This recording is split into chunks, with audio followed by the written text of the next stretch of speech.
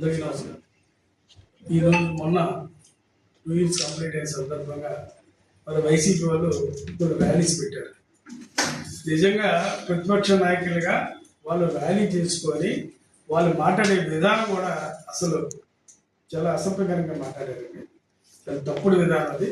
నోరు దగ్గర అంటే మన నోరు ఇష్టం మాట్లాడడం అనేది కరెక్ట్ కాదు. మీరు రాజకీయాలు చేశారు, మీరు గతంలో మంత్రి అయి ఉన్నారు, మీరు మంత్రిగా చేశారు, మీ నాన్నగారు మంత్రిగా చేశారు, మీ తాతగారు ఎమ్మెల్యే చేశారు. ఒక కుటుంబంలో గౌరవంగా ఈ జిల్లాలో మీరు ఉండేటప్పుడు ఆ స్థాయి నిలబడి మాట్లాడడం తప్ప వ్యక్తిగతంగా మాట్లాడడం చేయటం అన్నది మీరు అంతకంటే వ్యక్తిగతంగా మాట్లాడే పరిస్థితి మేము కూడా చేయగలమండి.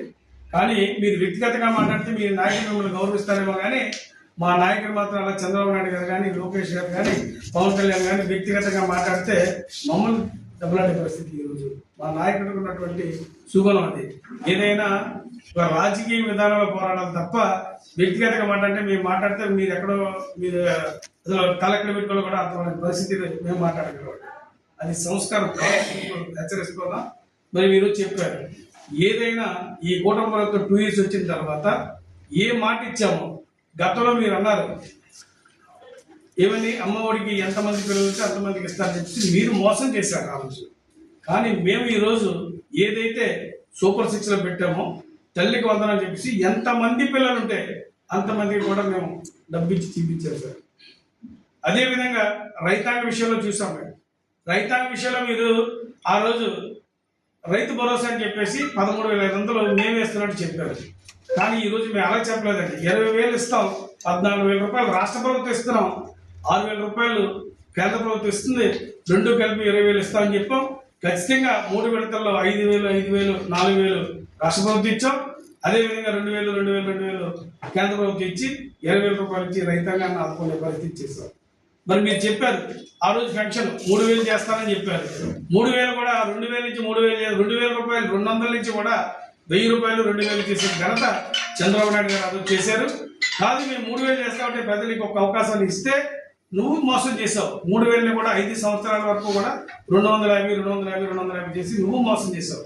మేము మాట ఇచ్చాం, మాట ప్రకారంగా 4,000 ఇస్తామని చెప్పాం, 4,000 రూపాయలు ఇచ్చాం. అదేవిధంగా వికలాంగులకు 3,000, 6,000 చేసాం, బెటర్ 15,000 రూపాయలు చేసి ఈరోజు విపరీతమైనటువంటి సంక్షేమం అందించినటువంటి ప్రభుత్వం ఏమంటే ఈ కూటమి ప్రభుత్వం అని చెప్పేసి మీరు చెప్తున్నారు. మీరు మోసం చేశారు కాబట్టి ఈ 151 సీట్ల నుంచి మీరు 11 సీట్లకు వచ్చారు. ప్రజలు మీకు బుద్ధి చెప్పారు. అయినా సరే ఇంకా మీకు జనరల్గా మేము చేసినటువంటి మీరు ఏదైనా ఒక కార్యక్రమం చేసి చెప్పే పరిస్థితి ఉందా? మీరు ఇక్కడ అనకాపల్లిలో ప్రాతినిధ్యం వహిస్తూ అనకాపల్లిలో ఎమ్మెల్యే మంత్రిగా చేశారు, మీరు ఇండస్ట్రియల్ మంత్రిగా చేశారు. మీరు చేసేటప్పుడు ఎక్కడైనా ఒక పరిశ్రమ తీసుకొచ్చారు.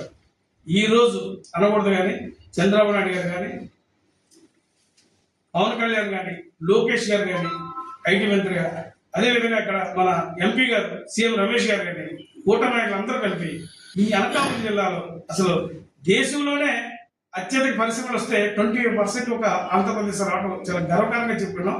అందులో ఆంధ్రప్రదేశ్లో అనకాపల్లి పార్లమెంటు అనకాపల్లి జిల్లా వరకు వచ్చేటప్పటికైతే బ్రహ్మాండమైనటువంటి పరిశ్రమలు తీసుకొచ్చి ఈరోజు మా నాయకులందరూ ఒక మాట మీద ఎక్కడ దావోస్ వెళ్ళండి లేదా ఇక్కడ సబ్మిట్స్ పెట్టండి అన్ని కూడా ఇచ్చేసుకొని బ్రహ్మాండమైనటువంటి పరిశ్రమలు ఈరోజు మేము చేసి యువకులకు మంచి అవకాశం కల్పించి ఉద్యోగ అవసరం కల్పించామని చెప్పేసి మా మంత్రి గారు కూడా చెప్పారు. మీ కలర్ చూస్తున్నారు. నిన్నగాక మొన్న ఆర్సీ మెటల్ శంకుస్థాపన చేశాం. అలాగే మన రీన్యూ కూడా పెట్టడం జరిగింది, బ్లూ జెట్ కూడా. అదేవిధంగా మీకు విపరీతమైనటువంటి గూగుల్ డేటా కానీ అదాని సెంటర్స్ కానీ ఇవన్నీ కూడా మన విశాఖపట్నం ఉన్న అనకాపల్లి కూడా మనం కూడా ఇక్కడ కేంద్రాలు కూడా ఉన్నాయి. మన అన్ని రకాలుగా కూడా డెవలప్మెంట్ అన్నది ఈరోజు అనకాపల్లి జిల్లాని ప్రప్రదంగా అసలు యాక్చువల్గా రాష్ట్రంలో ఉన్న అన్ని జిల్లాల కంటే మన అనకాపల్లి జిల్లా అంత బ్రహ్మాండ అభివృద్ధి జరుగుతున్నటువంటి ఈ పరిణామంలో మీరు ఏదో తప్పుడు ప్రచారం చేసి తప్పుడుగా మాట్లాడితే ప్రజలు నమ్మే పరిస్థితి ప్రజలు చూస్తూ ఉన్నారండి. ఖచ్చితంగా ఈ అభివృద్ధి ఏం జరుగుతుందో ఏంటన్నది కూడా చూస్తున్నారు. మీరు పేదవాడికి ఉన్నటువంటి అన్నా క్యాంటీన్ కూడా ఆ రోజు చెప్పారు మా నాయకులందరూ కూడా పేరు మార్చుకొని మీరు అన్నా క్యాంటీన్లో పేదవాడికి పట్టిన అన్నం పెట్టండి అని చెప్తే అది కూడా త్వరలో తరంగా నువ్వు మూసారు. అవి కూడా మేము తెరిచి ఖచ్చితంగా ఈ రోజు రాష్ట్రంలో ఉన్నటువంటి 269 అన్నా క్యాంటీన్లు ఇచ్చేసుకొని ఈ రోజు రన్ చేయడం జరుగుతుంది. కొన్ని కోట్ల రూపాయలు ఖర్చు పెట్టి ఈ రోజు పేదవాడికి కూడా మనం అన్నం పెట్టే పరిస్థితి తీసుకొచ్చాం. ఏ రకమైనటువంటి మహిళల విషయంలో గ్యాస్ ఫ్రీ గ్యాస్ అన్నాం ఇస్తూ ఉన్నాం. అదేవిధంగా ఫ్రీ బస్ పెట్టాం. బ్రహ్మాండ మహిళలు ఎంతమంది ఉపయోగించుకునే పరిస్థితి ఉంది. వికలాంగులు కూడా ఫ్రీ.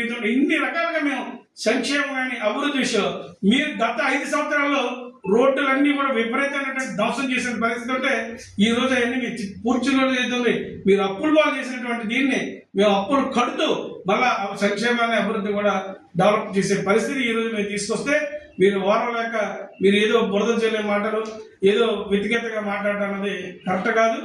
ఈ రోజు ఆయన చెప్తున్నా అండి అమర్ గారికి ఖచ్చితంగా మీరు ఇప్పటికేమైతుంది మీరు దావోస్ వెళ్ళారు. దావోస్ వెళ్ళి ఏం మాట్లాడారు? అక్కడ చల్లేస్తుంది, అక్కడేమో ఇది ఉంది, ఓటు గుడ్డేది. మీరు మరి మాట్లాడిన మాటలు మీ ఇజ్జత్గా ఆ రోజు ప్రజలు చెప్పారు. దాని తీర్పు కూడా మీకు ఇచ్చారు. మీరు ఏదైతే ఫెయిల్ అయ్యారో ఆ ఫెయిల్ తాలూకా రిజల్ట్ కూడా మీరు ఆల్రెడీ చూశారు. మళ్ళీ ఇప్పుడు కూడా మీరు మాట్లాడే విధానం చూస్తే ఇంతకంటే దారుణమైనటువంటి ప్రజలు గమనించి మేము లెక్క చిత్తుగా ఓడించే పరిస్థితి.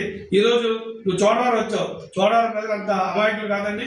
చోడవరం ప్రజలు కూడా చాలా విజ్ఞత ఉన్నటువంటి వ్యక్తులు. నువ్వేదో ముసుగేసుకొని నేనేదో తప్పుడు మాటలు చెప్తానంటే నమ్మే పరిస్థితి అయితే మాత్రం ఖచ్చితంగా లేదు. ఇప్పటికైనా మీరు నోరు దగ్గర పెట్టుకొని మాట్లాడాలని చెప్పేసి మీకు ఒక విజ్ఞప్తి చేస్తూ డిమాండ్ చేస్తూ సెలవు.